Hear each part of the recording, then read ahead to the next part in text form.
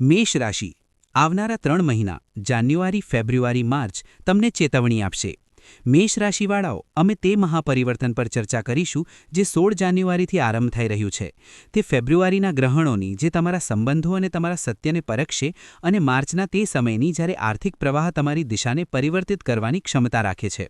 આ વિશ્લેષણ મેષ રાશિ માટે ઉપલબ્ધ સૌથી વિસ્તૃત, સૌથી સૂક્ષ્મ અભ્યાસ પર આધારિત છે.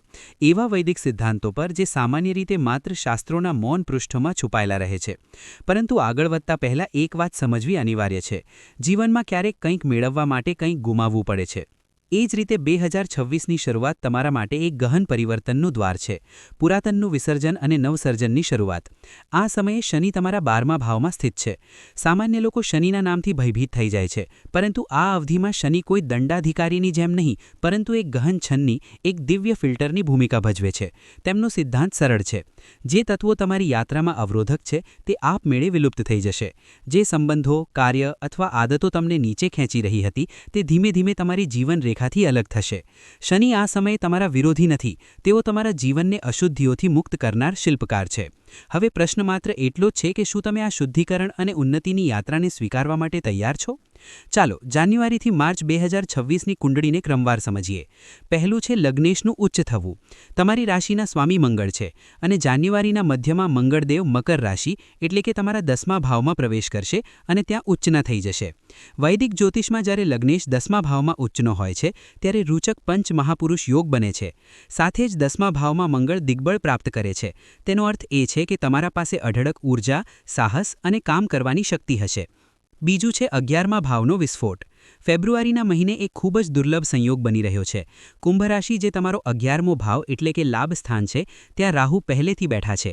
ત્યાં સૂર્ય આવશે, બુધ આવશે, શુક્ર આવશે અને અંતે મંગળ પણ આવશે. રાહુ વિશે એક સૂત્ર યાદ રાખજો. રાહુ દાસમાં, દુનિયા બસમાં. એટલે કે જ્યારે રાહુ મજબૂત હોય છે ત્યારે તે તમને રંકથી રાજા બનાવી શકે છે. પરંતુ રાહુ એક જાળ પણ છે. 11મા ભાવમાં એટલા બધા ગ્રહોનું મળવું ઈચ્છાઓનો વિસ્ફોટ છે. પૈસા આવશે, પરંતુ શું તે ટકી રહેશે? આ એક મોટો પ્રશ્ન છે. ત્રીજો મુખ્ય કારક છે ગ્રહણ દોષ. 17 ફેબ્રુઆરીએ સૂર્યગ્રહણ અને 3જી માર્ચે ચંદ્રગ્રહણ લાગવાનું છે. આ ગ્રહણ તમારા 11મા અને 5મા ભાવને અસર કરશે. એટલે કે જ્યાં સફળતા મળી રહી છે ત્યાં કંઈક ને કંઈક ગ્રહણ અથવા નજર પણ લાગી શકે છે. તો કુલ મળીને દ્રશ્ય એવું છે. જાન્યુઆરીમાં કરિયરની ઉન્નતિ થશે, ફેબ્રુઆરીમાં પૈસા અને લાલચની રમત થશે અને માર્ચમાં વિલાસિતા અને ખર્ચોની પ્રધાનતા રહેશે. ચાલો હવે તમારી ડાયરી કાઢી લો, કારણ કે હવે અમે તારીખ દર તારીખ વિશ્લેષણ શરૂ કરવા જઈ રહ્યા છીએ. સ્વાગત છે જાન્યુઆરી 2026માં. વર્ષની શરૂઆતમાં એટલે કે 1 જાન્યુઆરીએ તમારા 9મા ભાવમાં એક ખૂબ સુંદર રાજયોગ બન્યો છે. સૂર્ય, મંગળ, શુક્ર અને બુધ આ ચારેય ગ્રહ તમારા ભાગ્ય ભાવમાં બેઠા છે. તેનો અર્થ એ છે કે જાન્યુઆરીના પ્રથમ 2 અઠવાડિયા તમારી રુચિ, ધર્મ, પૂજાપાઠ અને યાત્રાઓમાં રહેશે. ડેટા બતાવે છે કે 1 થી 15 જાન્યુઆરી દરમિયાન તમે કોઈ ગુરુ પાસે જઈ શકો છો, કથા સાંભળી શકો છો અથવા કોઈ ધાર્મિક અનુષ્ઠાન કરી શકો છો. આ બહુ સારું છે, કારણ કે આ આવનારા તોફાન પહેલાંની શાંતિ અને તૈયારી છે. અસલી રમત શરૂ થાય છે 13 જાન્યુઆરી પછી. 13 જાન્યુઆરીએ શુક્રદેવ મકર રાશિ એટલે કે 10મા ભાવમાં પ્રવેશ કરશે અને શુક્ર તમારા બીજા અને 7મા ભાવના સ્વામી છે. તેમનું 10મા ભાવમાં આવવું બતાવે છે કે તમારા કામથી, તમારા કરિયરથી હવે પૈસા બનવા શરૂ થશે. તેના તરત પછી 14 જાન્યુઆરીએ સૂર્યદેવ મકર રાશિમાં આવશે. તેને આપણે મકર સંક્રાંતિ કહીએ છીએ. 10મા ભાવમાં સૂર્યનું આવવું રૂચક યોગ બનાવે છે. જો તમે સરકારી નોકરી, રાજકારણ અથવા કોઈ એનજીઓમાં પદની શોધમાં હતા તો આ એ સમય છે જ્યારે તમને ખુરશી મળી શકે છે. અને પછી આવે છે આ મહિનાની સૌથી મહત્વપૂર્ણ તારીખ 16 જાન્યુઆરી. આ તારીખને નોંધ કરી લો. તમારા રાશિના સ્વામી મંગળ મકર રાશિ એટલે કે 10મા ભાવમાં પ્રવેશ કરશે અને ઉચ્ચના થઈ જશે. મિત્રો, આ કોઈ નાની ઘટના નથી. મંગળ ઊર્જા છે અને 10મો ભાવ કર્મ છે. જ્યારે ઊર્જા કર્મ ભાવમાં પોતાની સર્વોચ્ચ સ્થિતિમાં હોય છે ત્યારે માણસ કામ કરવાની મશીન બની જાય છે. રૂચક યોગનું નિર્માણ થશે. આ યોગ તમને જમીન જાયદાદ અપાવી શકે છે. જો તમારો કોઈ પ્રોપર્ટીનો મામલો અટકેલો હતો તો હવે તે ઉકલી જશે. મંગળની ચોથી દ્રષ્ટિ તમારા લગ્ન પર પડશે, જેના કારણે તમારા અંદર અદ્ભુત આત્મવિશ્વાસ અને વાઇટાલિટી આવી જશે. તમે થાક અનુભવશો નહીં. પછી 17 જાન્યુઆરીએ બુધ પણ 10મા ભાવમાં આવી જશે. હવે વિચાર કરો, મંગળની તાકાત, સૂર્યની સત્તા, શુક્રનું ધન અને બુદ્ધની બુદ્ધિ આ ચારેય તમારા કરિયર હાઉસમાં બેઠા છે. પ્રમોશન લગભગ નક્કી છે. તમારા વિરોધીઓ તમારા સામે ટકી નહીં શકે. તમે જે બોલશો દુનિયા તેને સાંભળશે. પરંતુ સાવચેતી ક્યાં રાખવાની છે? એક જૂની કહેવત છે, અતિ સર્વત્ર વર્જયેત 10મા ભાવમાં એટલી આગ હોવાનો અર્થ એ છે કે તમારા અંદર અહંકાર પણ આવી શકે છે. તમે તમારા બોસ અથવા સિનિયર સાથે ટકરાઈ શકો છો. તમને લાગશે કે મને બધું ખબર છે. ડેટા આપણને ચેતવણી આપે છે કે આ દરમિયાન મંગળ અસ્ત પણ રહેશે, એટલે કે તમે ખૂબ મહેનત કરશો પરંતુ કદાચ ક્રેડિટ મળવામાં થોડી મોડાશ થશે. આરોગ્યને લઈને પણ એક ચેતવણી છે. સૂર્ય અને મંગળનો આ યોગ તમારા પિતાની તબિયત માટે ભારે પડી શકે છે. સાથે જ તમને પોતાને બીપી અને હૃદય સંબંધિત સમસ્યાઓથી બચાવવું પડશે. વધારે ઉશ્કેરણાથી બચો. તેના માટે એક નાનો ઉપાય જણાવું છું. મંગળના અસ્ત પ્રભાવને ઓછો કરવા માટે અને તમારી હેલ્થને યોગ્ય રાખવા માટે 15 જાન્યુઆરીથી તમને દરરોજ એક કાળી મરીનું સેવન કરવું જોઈએ. આ તમારી ઇમ્યુનિટી જાળવી રાખશે. હવે આપણે ફેબ્રુઆરીમાં પ્રવેશ કરીએ છીએ. આ મહિનો પ્રથમ ત્રિમાસિકનો સૌથી પેચીદો મહિનો છે. આ તમને ઘણું આપી પણ શકે છે અને ઘણું લઈ પણ શકે છે. ફેબ્રુઆરીમાં ગ્રહોનું મંચ બદલાઈ રહ્યું છે. હવે ફોકસ 10મા ભાવથી ખસીને 11મા ભાવ એટલે કે આવક અને લાભ પર આવી ગયો છે. કુંભ રાશિમાં રાહુ મહારાજ પહેલેથી જ ડેરો નાખીને બેઠા છે. 3 ફેબ્રુઆરીએ બુધ 11મા ભાવમાં પ્રવેશ કરશે અને રાહુ સાથે મળશે. બુધ અને રાહુની યુતિ માણસને અલગ પ્રકારની વિચારધારા આપે છે. તમે પૈસા કમાવા માટે સીધા રસ્તા છોડીને વાંકા રસ્તાઓ અથવા જુગાડ વિશે વિચારશો. પછી 6 ફેબ્રુઆરીએ ધનના કારક શુક્ર પણ 11મા ભાવમાં આવી જશે. હવે જુઓ, રાહુ જે ઈચ્છા છે, શુક્ર જે લક્ઝરી છે અને બુધ જે વ્યાપાર છે, આ એક ધન વિસ્ફોટ યોગ છે. શેરબજાર, ટ્રેડિંગ, સટ્ટા અથવા વિદેશી વ્યાપારથી તમને અચાનક મોટો નફો થઈ શકે છે. રાહુ 11મા ભાવમાં મહા ઉચ્ચ સમાન ફળ આપે છે. તમે લાખો કરોડોમાં ડીલ કરવાની વિચારણા કરશો. નાની બાબતો તમને પસંદ નહીં આવે. 13 ફેબ્રુઆરીએ સૂર્ય પણ 11મા ભાવમાં આવી જશે. તમારી આત્મા, તમારો અહંકાર હવે લાભ સાથે જોડાઈ જશે. તમારો સોશિયલ સર્કલ વધશે. તમે મોટા અને પ્રભાવશાળી લોકો સાથે મુલાકાત કરશો. પરંતુ થોભો, અહીં એક મોટું જોખમ છે. 17 ફેબ્રુઆરીએ એ જ 11મા ભાવમાં સૂર્યગ્રહણ લાગશે. ગ્રહણનો અર્થ છે અંધકાર. જે સોશિયલ સર્કલ અને મિત્રોએ તમે વિશ્વાસ કર્યો છે ત્યાંથી જ તમને દગો મળી શકે છે.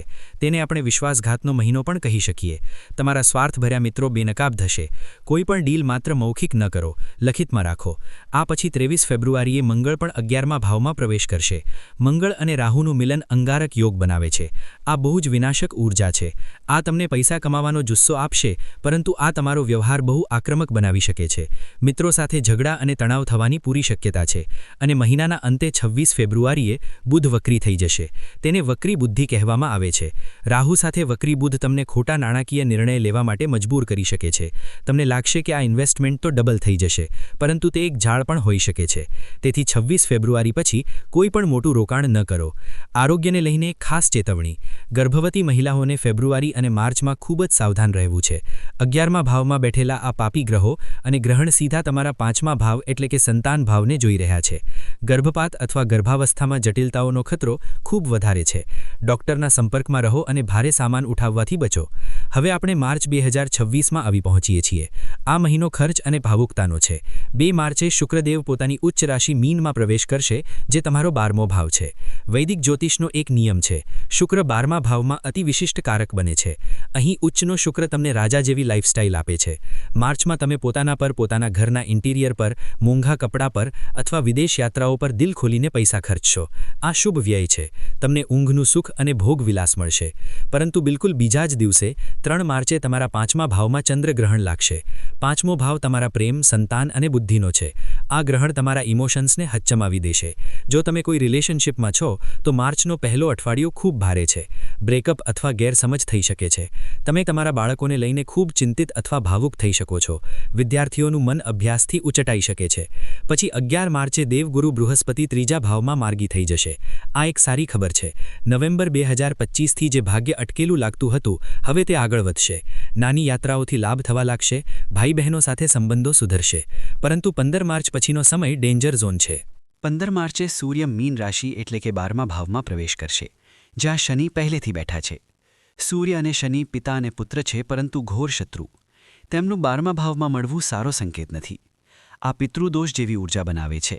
આ દરમિયાન સરકારી દંડનો ભય રહે છે. જો તમે ટેક્સ ચોરી કરી છે અથવા કોઈ ગેરકાનૂની કામ કર્યું છે, તો આ સમયે સરકારી નોટિસ આવી શકે છે. આરોગ્યના મામલામાં હાડકાં, આંખો અને પગમાં તકલીફ થઈ શકે છે. ઘરના વયસ્કોની તબિયત પર ભારે ખર્ચ થઈ શકે છે. સાથે જ તમારા પાછળ સાજિશો રચાઈ શકે છે. તેથી માર્ચનો બીજો ભાગ શાંતિથી રહેવાનું અને નિયમોનું પાલન કરવાનો સમય છે. હવે હું થોડા ખાસ મિનિટ મારા તે માતાઓ અને બહેનો માટે લેવા માંગુ છું જે હોમ મેકર્સ છે, જે ઘર સંભાળે છે.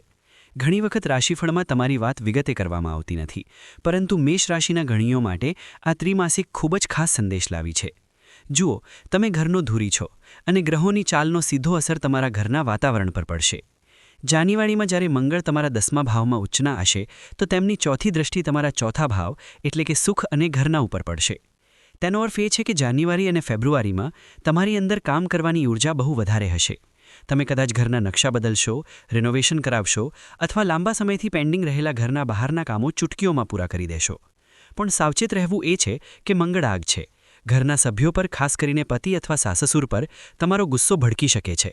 તમને લાગશે કે સારું કામ હું જ કરું અને કોઈ કદર નથી કરતો. આ વિચાર શનિ અને મંગળના કારણે આવશે. તેથી ઘરમાં બોસ બનવાને બદલે મેનેજર બનીને કામ કરો. શાંતિ રહેશે. ફેબ્રુઆરીનો મહિનો તમારા માટે એક જાદુઈ મોકો છે. 11મા ભાવમાં રાહુ અને શુક્રનું મળવું એ સંકેત છે કે જો તમે ઘરમાંથી કોઈ નાનો બિઝનેસ શરૂ કરવા માંગતી હતી તો હવે કરો. આ સમય તમારા માટે ફિનાન્શિયલ ઇન્ડિપેન્ડન્સનો છે. તમારા પાસે જે પોતાનું જમાપૂંજી છે તે આ સમયે વધી શકે છે. રાહુ તમને ઘરમાં બેઠા પૈસા કમાવાના નવા આઈડિયા આપશે. તેને અવગણશો નહીં. માર્ચમાં થોડું સાવચેત રહેવું પડશે. 3 માર્ચનો ચંદ્રગ્રહણ તમારા 5મા ભાવમાં છે. શક્ય છે કે માર્ચના પહેલા અઠવાડિયામાં તમે બાળકોની વાંચન, તેમના વર્તન અથવા તેમની તબિયત વિશે ખૂબ જ તણાવ લઈ લો. તમને લાગશે કે બાળકો તમારા હાથમાંથી નીકળી રહ્યા છે. મારો સલાહ એ છે કે આ ગ્રહણનો પ્રભાવ છે જે અસ્થાયી છે. બાળકો પર વધારે દબાણ ન નાખો અને નહીં તો પોતે રડીને ન બેઠા રહો. આ સમય પસાર થઈ જશે. માર્ચમાં એક ખૂબ જ સારી વાત પણ થશે. શુક્ર 12મા ભાવમાં ઉચ્ચના હશે. વર્ષો પછી તમને એવું લાગશે કે મને પોતાના માટે કંઈક કરવું જોઈએ. તમે પોતાના માટે મોંઘા કપડાં, જ્વેલરી અથવા પાર્ટનર પર ખર્ચ કરશો. અને મારો સલાહ છે કે જરૂર કરો. આ શુભ ખર્ચ છે. તેથી તમારો શુક્ર મજબૂત થશે અને ઘરમાં ખુશીની વાતાવરણ બનશે.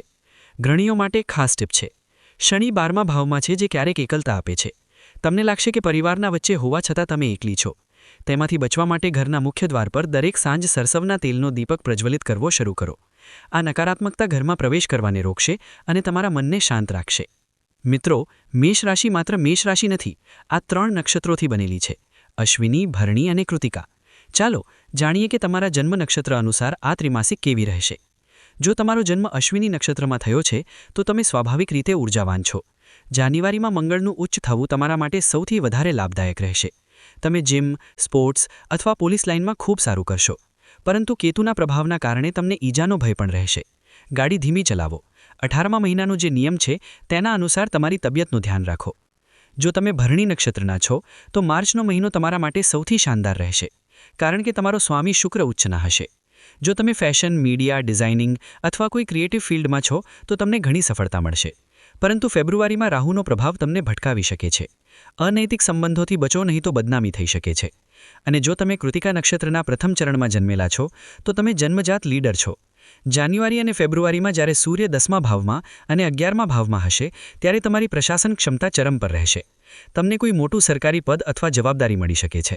બસ તમારો અહંકાર કાબૂમાં રાખો, કારણ કે સૂર્ય પર શનિની દૃષ્ટિ માર્ચમાં તમને મુશ્કેલી આપી શકે છે. સમસ્યાઓ છે તો ઉકેલ પણ અમારા ઋષિમુનિઓએ આપ્યા છે. આ ત્રિમાસિકમાં ગ્રહોના દુષ્પ્રભાવને ઓછા કરવા અને શુભ ફળો વધારવા માટે હું તમને કેટલીક ચોક્કસ ઉપાયો જણાવી રહ્યો છું. તેને નોંધો. ઉપાય નંબર 1. શનિ 12મા ભાવમાં છે અને મંગળ ઉચ્ચના છે. વર્ષની શરૂઆત સંકલ્પથી કરો. કોઈ પણ મંગળવાર અથવા 1 જાન્યુઆરીએ પૂર્વ દિશાની તરફ મુખ કરીને બેઠા. તમારા જમણા હાથમાં પાણી લો અને બોલો, હું પોતાનું નામ અને ગોત્ર બોલું છું.